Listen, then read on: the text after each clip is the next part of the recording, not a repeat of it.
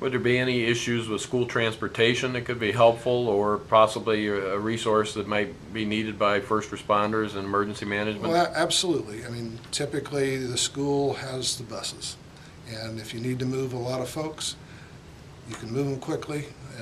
Reach out and connect with your transportation director and your school superintendent to get those resources moving very quickly. With today's limitations on funding and tight budgets at all levels, state, county, and local school districts, what's the benefit? What's in it for me for school districts to reach out to their community partners?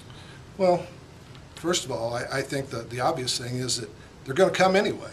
If you have an emergency or disaster, if you've reached out and partnered with anybody, or if you've not, they're probably coming anyway. They're going to be coming to ask you to use your facility and to help them during a time of disaster. Now, it only makes sense then to reach out and make those connections beforehand, develop relationships, to talk about the challenges, the constraints, all the other pieces that may be involved in the whole emergency planning process.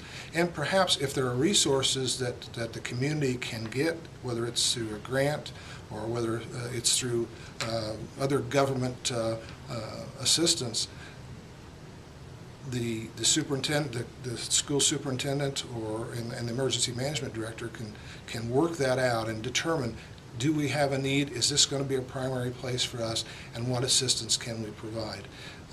Typically, most communities you have to do with what you have, and so if that's the case, then we have to make sure that we're not shorting any resources from the toolkit to be able to respond during a disaster. And if we can pre-plan, if we can pre-equip, if we can pre-train, then we will respond much better when the disaster occurs.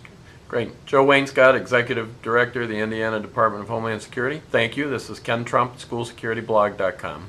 Thank you.